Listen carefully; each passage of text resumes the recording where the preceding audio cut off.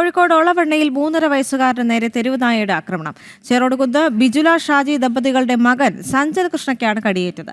ആക്രമണത്തിൽ കഴുത്തിലും ചെവിയിലും ആഴത്തിലുള്ള മുറിവേറ്റിട്ടുണ്ട്. അനഘ ഹർഷൻ ചേർന്ന് കൂടുതൽ വിവരങ്ങളുമായി. അനഘ, ഒരിടവേളയ്ക്ക് ശേഷം വീണ്ടും തെരുവുനായ ശല്യം സംസ്ഥാനത്ത് രൂക്ഷമാവുകയാണ്. കഴിഞ്ഞ ദിവസം കടിയേറ്റ 5 വയസ്സുകാരന് പേവിഷബാധയേറ്റു. അതീവ ഗുരുതരമായി കുട്ടി ആശുപത്രിയിൽ തുടരുകയാണ്. അതിന് പിന്നാലെയാണ് വീണ്ടും ഇത്തരം വാർത്തകൾ റിപ്പോർട്ട് ചെയ്യപ്പെടുന്നത്. ഇപ്പോൾ കോഴിക്കോട് നിന്നാണ് ഇത്തരം ഒരു വാർത്ത വന്നിരിക്കുന്നത്. 3.5 വയസ്സുകാരന് നേരെയാണ് ആക്രമണം ഉണ്ടായത്. മറ്റു വിവരങ്ങൾ എന്തൊക്കെയാണ്?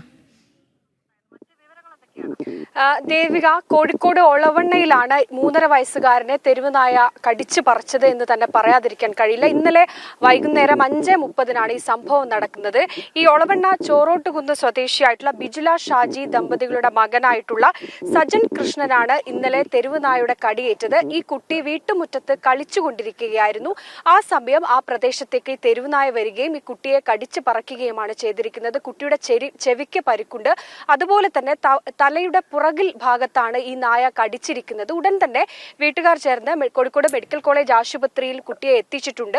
നിലവിൽ ആശുപത്രിയിൽ ചികിത്സയിൽ തുടരുകയാണ് കുട്ടി. പക്ഷെ അപ്പോഴും ഏറ്റവും പ്രധാനപ്പെട്ട കാര്യം, ഈ നായയുടെ കടിയേറ്റിരിക്കുന്നത് ഈ കഴുത്തിന് മുകളിൽ തലയ്ക്ക് ആണ് എന്നതാണ്. അതുകൊണ്ട് തന്നെ കൃത്യമായൊരു ചികിത്സ ഉറപ്പാക്കുന്ന നടപടി വേണം എന്നതടക്കമുള്ള കാര്യങ്ങൾ ഉള്ളത് കൊണ്ട് തന്നെ കുട്ടിയെ വരും ഒരു 5 ദിവസത്തിലധികം ഈ ആശുപത്രിയിൽ ചികിത്സയിൽ കുട്ടി തുടരും എന്നാണ് ആശുപത്രി അധികൃതർ വ്യക്തമാക്കിയിരിക്കുന്നത്. ദേവിക.